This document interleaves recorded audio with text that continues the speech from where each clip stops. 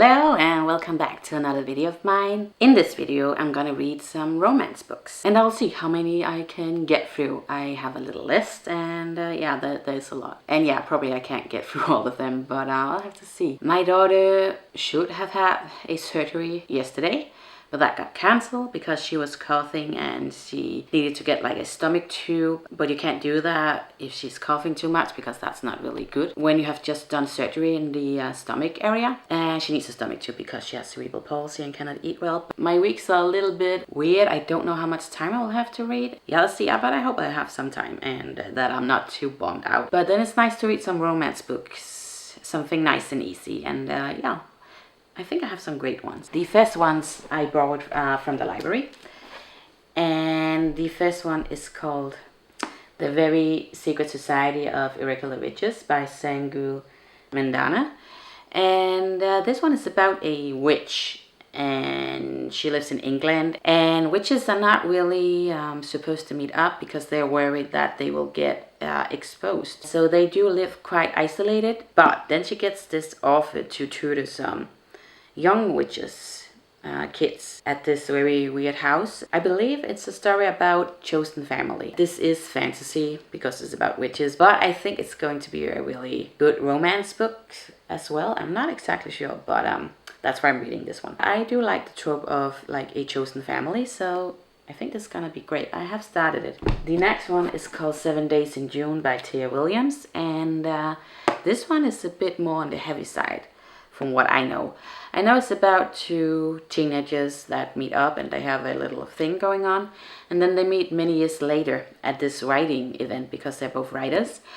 And they're like somehow going through all the trauma that they have experienced, both of them, during those 7 days. That's all I know, but it does sound really, really good. And I'll just have to see if I'm in the mood for something heavy or how that is gonna go. But yeah, I definitely want to get to this book as well. Then I have a lot of books on my audiobook app, and the first one is called Part of Your World by Jimenez. I believe that's how you say it. This is actually a part of his series. I believe there's like 3 books in this series, but you don't necessarily have to read all of them or in a chronological order. But I think I started with the first one, and that's called Part of Your World. And this book is about a woman who comes from a really wealthy family, and she gets stuck in the road, and then a man who is from the nearby very small town saves her, or like pulls up her truck, and then they have a little romance going on from there. But they do live very different lives because he's from this small town, doesn't have an education, and she's this really famous doctor, I believe. Then they have to see if they can like get their worlds to be a part of each other. I believe that it's also about her family being against this. So I have to see where this is going. I think I'm like an hour and something into this book, and it's just really good so far. I believe this is going to be really, really funny as well. So yeah, I'm excited about this one. Then there's the Brown Sister series by Talia Hibbert, and this is also a trilogy, and each book follows another sister. But yeah, I don't know if you have to read them in a chronological order. But what I heard from these books is that they're supposed to be really funny as well, and obviously romance books.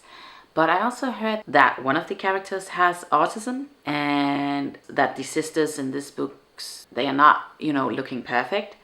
Maybe a little bit overweight and, you know, just not perfect. But that's quite nice to read a book where the main character isn't just a supermodel and the guy is so tall and so perfect and so rich or whatever. Just to read something different that is not always the absolute same person that you're reading about over and over again.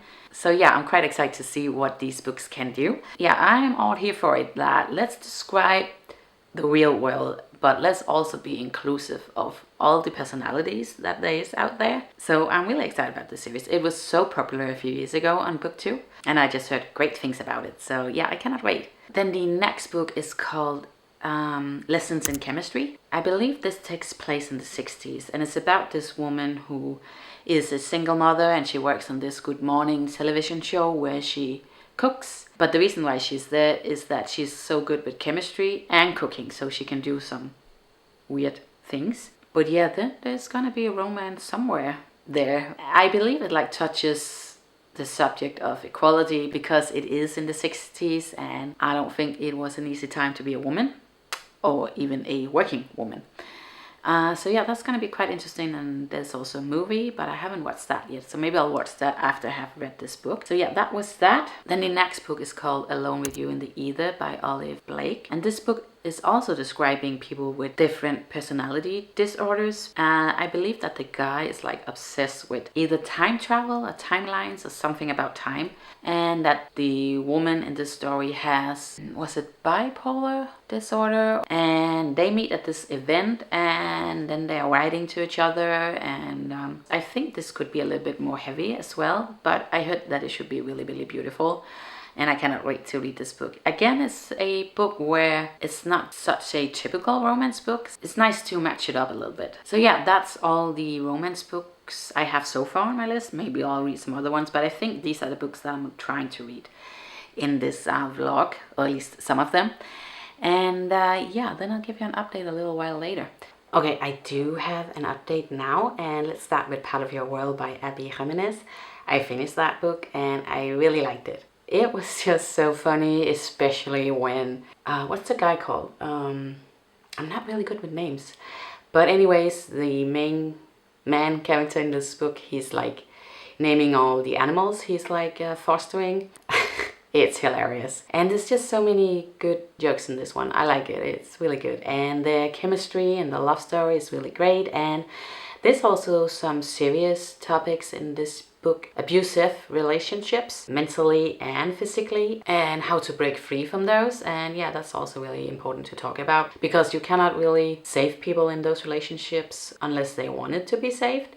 They kind of like have to come to that conclusion themselves that they are someone worth saving. And yeah, it's really hard how to handle those situations. And her family is also really, really toxic, and her father has clearly abused her in a way, like mentally, not physically. And her mother has just been someone who had let it happen. She didn't say anything, she just let him do it, even though she probably didn't agree to it, but she didn't do anything about it.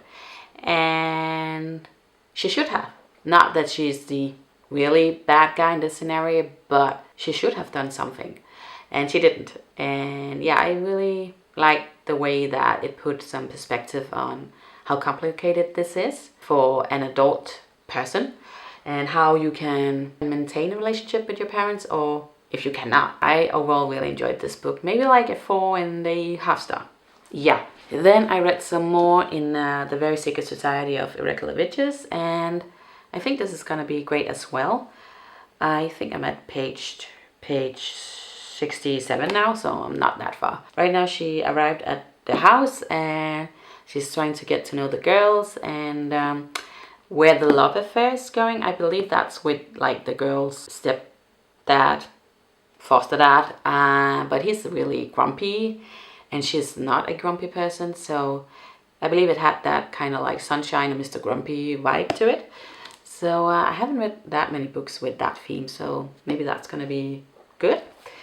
Then I started a new audiobook, and that's the first book in the Brown Sisters, the one with Chloe. I don't know what exactly the title is. This is also a funny book. I definitely like the dynamics with the sisters. One sister cannot say any word correctly, so she's just saying another word, and then they're like, did you mean this? And she's like, nope. Even though what she says is absolutely ridiculous. There's some funny moments in this, and I believe there's a lot more that I'm just not catching because there's so many jokes in this. Good book so far. I am 2 or 3 hours into this audiobook. But yeah, that's the update for now, and then I'll update you a little while later. Okay, I am back, and I just finished the first book in the Brown Sisters series, the one about Chloe, and read. And let me start with the writing style is 5 stars. The characters' personalities is 5 stars. The cat is 5 stars. The humor in this book is 5 stars. The actual plot, 2.5 stars. There are just so many things around it that could have made this book great, but there weren't enough action in this book for me. That's just really disappointing because I heard so many great things about this book. And I think I get why, because of all the other things that I said that I would give a 5 star. But the plot, not so much. Another good thing about this book though is that the main character has this chronicle disease. I'm gonna put it on the screen. I cannot remember what it is called. And yeah, like I said before, that the main characters just aren't perfect, and a lot of people are going through weird stuff, hard stuff in their life. Life isn't just a straight line, you know. The groundwork was done so well, but not really much to it. So yeah, I'm not going to continue this series because this just wasn't for me. But if you've read the other stories and you think they are much better and there's a bigger plot to them, please let me know. Then I made some progress with The Very Secret Society of Irregular Witches, and I am at page 220. And I will say, like, it's been a little bit hard getting into this book, but yesterday I read 100 pages, so it's moving on me. I think I like it. I will say with like cozy fantasy, I don't really think that's my style. Again, I think maybe I need a bit more of a plot, a bit more at stake maybe. I'm not sure. And maybe it's just getting a little bit too lovey-dovey. I don't know. It's getting better and better. So I'm glad that I picked it up, and I am hoping that the end is just gonna be great. I have read so many romance and romantasy books lately, and there's just a lot of smuttiness in them. And there was a lot of smuttiness in the Brown Sister book about Chloe. It gets a little bit boring, you know? There's not a lot of smuttiness in this one, so if you are searching for a book with that, maybe this could be a good pick. I mean, there are some hints here and there, and which is absolutely fine with me, and a bit more of a direct language. It's not subtle, but it's not long scenes and then another long scene and then another long scene with people having a good time. That is quite nice for a change, because I'm a little bit about those scenes. So yeah. And yeah, this is definitely Mr. Grumpy and Mrs. Sunshine. He is softening up a little bit, so that's great. There's also this very good point where, you know, if these witches lived 100 years ago, it could have been a lot easier for them just to fly and whatever. And the book is really good at describing technology and then fantasy, because that doesn't really go that well. And I think usually when you read like a fantasy book, you're like, okay, but what if they just had a phone or satellite or whatever? That would just be so much easier. This book makes some good points there. Obviously, I don't believe in witches, just so we're clear. But it's just when you're reading fantasy, you're like, duh. But yeah, I like that with this book. So I think that was what I wanted to say. Then I started lessons in chemistry, and I'm like 6 hours into the audiobook, I think. And I have heard mixed things about it, so I was like, maybe this book isn't that great. But I like it so far, I really do. So, like I said before, it is about a single mother, and I was a bit confused of how she ended up there, and that made sense. Yeah, I was just really, really confused, and then it's like, oh, whoa. I'm not gonna spoil anything, but yeah, I did not see that coming. I just really love the story, and it's really describing how hard it is to be a woman in the 60s, and also definitely being a single mother and trying to be a working mom, and men just always taking credit of your work, and they really just treats her like garbage, you know. I like how the book is putting focus on this. I was a little bit confused about if there was some fat shaming in here, because the main character, Elizabeth, is skinny, and she's described as really, really beautiful. And then some of the women in there, there's this really annoying HR female employer, and she's described as being, you know, chubby, and then described as being annoying. And I was like, eh. Then later she made another good point. You can be really unattractive, but not unattractive on the inside, and that's what's making the whole difference. And this Elizabeth figure is super attractive, and she's also good inside, but she has a lot of problems because she's so attractive, because everyone is jealous of her. And I think that's the reason why the author made her attractive, because she wants to depict how the man is acting around her. So I think that's why. Okay, that was just me rambling. But anyways, I really like this book, and it's not so lovey-dovey. It's a bit more heavy. It's not such a romance, straightforward book as I thought it would be. It's actually different, and I like that. If you read too many romance books in a row, it's gonna mess with your head, I think. It's too much. So yeah, I like this book so far. And yeah, that was my update, and I'll see you a little bit later. So this is gonna be my last update on all the romance books that I read. I did finish The Very Secret Society of Irregular Witches, and I think it's gonna be a 3-star for me. It was really cozy and all, but I just don't think there's much more to it, at least for me. But if you're into cozy fantasy, A Chosen Family and stuff like that, this is really a good book, and it's really cozy and lovey-dovey, stuff like that. So then I would definitely pick this up. So that is that. I did not have time to finish 7 Days in June by Tia Williams, because I have to give this book back to the library tomorrow. I couldn't prolong my loan, so maybe I'll get to it in the fall or something. But I did finish Lessons in Chemistry, and I really like that book. So yeah, like I said, it's about Elizabeth and Calvin, and I believe Elizabeth have autism and maybe Calvin too. But yeah, this book was really great. There were some things that I did not see coming, and I would definitely recommend. I have heard mixed things about it, so I was a little bit nervous, but I really liked it. So I think I'm gonna give it like a 4-star. Yeah, so that's pretty high actually. I was really surprised. It's not so much a romance book as like Part of Your World or the Brown Sisters series. This is a little bit more heavy again, but I really enjoyed it. So yeah, a 4-star. And then I also finished another book, Alone with You in the Ether by Olive Blake. This book is about Regan, who has bipolar disorder, and Aldo, who I think has autism. And they get together. She's working at this museum and he's just visiting there, and then they started talking, and then they agreed to have 6 talks to get to know each other a little bit more. And they have these really weird conversations. In this book there's a lot of thinking and talking about different concepts, especially around love, but also a lot about time, because Aldo is obsessed with time, and then Regan is too. So if you're into beautiful descriptions, a lot of talk with not so much action, this could be your book. But for me, it gets to a point where it gets really boring. So this book is a 3-star for me, because it's really hard to stay focused when it's just so much talk about concepts. That is just really not my thing. So that's why I'm gonna give it a 3-star. But I will say the writing was beautiful, and it is a beautiful book because it is about 2 people finding each other. And now we have a cat in the garden. Last time it was a hedgehog.